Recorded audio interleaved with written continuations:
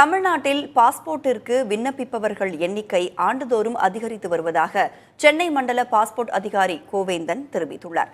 இதற்கான காரணங்கள் குறித்தும் எளிமையாக பாஸ்போர்ட் பெறுவது எப்படி என்பது குறித்தும் அவருடன் நமது செய்தியாளர் ரமேஷ் நடத்திய கலந்துரையாடலை தற்போது பார்க்கலாம். 2023 எவ்வளோ பேர் விண்ணப்பிச்சாங்க, இந்த ஆண்டு எவ்வளோ பேர் விண்ணப்பிச்சிருக்காங்க, ஆண்டுக்கு ஆண்டு இந்த சதவீதம் அதிகரித்து கொண்டே போகுது, என்ன காரணமாக இருக்கும்? பாஸ்போர்ட் அப்ளிகேஷன்ஸ் வந்து லாஸ்ட் 3 இயர்ஸ் ஸ்டாட்டிஸ்டிக்ஸ் எடுத்து பார்த்தீங்கன்னா 21 வந்து பார்த்தீங்கன்னா அரௌண்ட் 3 lakhs இருந்தாங்க. அதான் வந்து போஸ்ட் கோவிட்லேருந்து ஸ்டார்ட் ஆச்சு. அதுக்கப்புறம் 22 அதில் பார்த்தீங்கன்னா 4,74,000 எடுத்துகிட்டு பாஸ்போர்ட்ஸ் இஷ்யூ பண்ணோம். லாஸ்ட் இயர் 2023 பார்த்தீங்கன்னா 5.25 lakhs வந்து ஃபஸ்ட் டைம் வந்து கிராஸ் பண்ணோம். நம்ம இந்த வருஷம் 2024 லாஸ்ட் 7 months ஜூலை வரைக்கும் பார்த்தீங்கன்னா ஆல்ரெடி 3 lakh பாஸ்போர்ட்ஸ் நம்ம வந்து இஷ்யூ பண்ணியிருக்கோம். ஸோ இது வந்து ஒரு 5.5 மேலே கிராஸ் ஆகிறதுக்கு சான்ஸ் இருக்குது. 5.5 to 6 வரதுக்கு சான்சஸ் இருக்குது இந்த வருஷம். இது வந்து பார்த்தீங்கன்னா போஸ்ட் கோவிட்க்கு அப்புறமே பார்த்தீங்கன்னா அந்த லாக்டவுன் அந்த ரெஸ்ட்ரிக்ஷனுக்கு அப்புறமே ரெஸ்ட்ரிக்ஷனில் ஈஸி ஆனதுக்கப்புறம் ட்ராவல் வந்து ஜாஸ்தியாக இருக்குது ஆக்சுவலாக.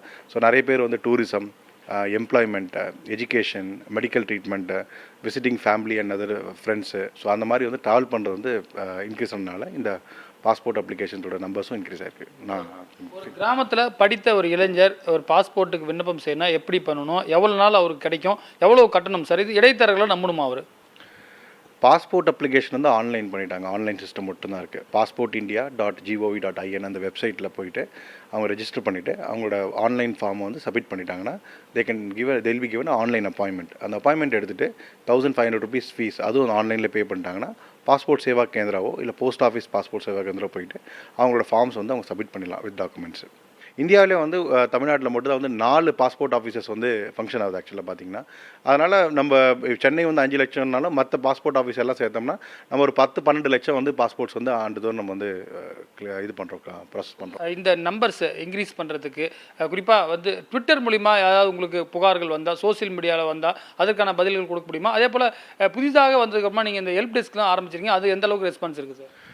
இப்போ பார்த்தீங்கன்னா நம்ம பப்ளிக்கோட எந்த கொரிஸாக இருந்தாலும் நம்ம நிறைய மெத்தடாலஜி நம்ம ஃபாலோ பண்ணுறோம். நிறைய ஆப்ஷன்ஸ் வச்சுருக்கோம். Integrated public grievances, telephone calls, social மீடியாவில் பார்த்தீங்கன்னா ட்விட்டரில் வருது, அதுக்கப்புறம் வாட்ஸ்அப்பில் வருது. எல்லா வாட்ஸ்அப் நம்பர் டெடிகேட்டாக வச்சுருக்கோம். 2 ஹெல்ப்லைன் நம்பர் வச்சுருக்கோம். இதுக்கும் மேலே வந்து பார்த்தீங்கன்னா மே ஹெல்ப் யூன்னு ஒரு ஹெல்ப் டெஸ்க் ஆரம்பிச்சிருக்கோம். ஸோ ஒரு பப்ளிக் ஆஃபீஸ் போகிறவங்களுக்கு வந்து நிறைய டவுட்ஸ் இருக்கும், கிளாரிட்டி இருக்காது, யாரை போய் மீட் பண்ணணும், என்ன பண்ணணுன்ட்டு. ஸோ ஒரு பாஸ்போர்ட் அப்ளிகேஷன் ஃபார்ம் ஃபில் பண்ணுறதுல டவுட் இருந்தால் கூட எங்களை அவங்க டேரெக்டாக அணுகலாம். யாரையுமே எந்த இடைத்தரகர்களோ ஏஜென்ட்ஸோ அவங்க அணுக வேண்டிய அவசியமே கிடையாது. டேரெக்டாக எங்கள் ஆஃபீஸ்க்கு வரலாம். 10 to 4, 10 AM இந்த மார்னிங் to 4 PM இந்த ஈவினிங், ஆல் ஒர்க்கிங் டேஸில் வந்து பார்த்தீங்கன்னா அந்த மே ஹெல்ப் யூ அப்படின்னு ஒரு டெஸ்க் ஆரம்பிச்சிருக்கோம். அங்கே வந்து அவங்களுக்கு அப்ளிகேஷன் ஃபார்ம் ஃபில் பண்ணுறதா டவுட் இருந்தால் கூட அதை கிளாரிஃபை பண்ணிடலாம். ஒருத்தர் விண்ணப்பிக்கிறாரு, சில பேருக்கு நீங்கள் சொல்லிடுறீங்க சீக்கிரமாக கிடச்சிருது, சில பேருக்கு டிலே ஆகுது. அவர்களுக்கு சொல்லக்கூடிய காரணம் என்ன மாதிரியான ஆவணங்கள் அவர்களுக்கு கொடுத்தால் உடனடியாக கிடைக்கும்? எளிமையான முறையில் சொல்லுங்கள் சார். பாஸ்போர்ட் அவங்க விண்ணப்பிக்கும் போது ஆன்லைனில் போயிட்டு விண்ணப்பிக்கும் போது அவங்க personal particulars, name, father name, mother name, அது place of birth, date of birth, educational qualification, permanent address, current address, அதுக்கான ப்ரூஃப், இதை அவங்க கரெக்டாக ஃபில்அப் பண்ணிட்டாங்கன்னா 50% of the work is done actually.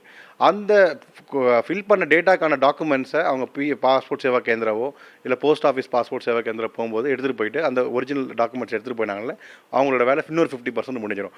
இதில் அவங்க பர்சனல் பர்டிகுலர்ஸில் ஏதாவது தப்பாக இருக்கோ, டாக்குமெண்ட்ஸ் அவங்களால கொடுக்க முடியலையோ, இல்லை அந்த டாக்குமெண்ட்ஸ் அவங்ககிட்ட அவைலபிளாக இல்லையோ, அந்த டாக்குமெண்ட் அக்செப்டபிள் டாக்குமெண்ட்ஸ் இல்லையோ, அப்போ தான் வந்து ப்ராப்ளம் வந்து ஸ்டார்ட் ஆகும்.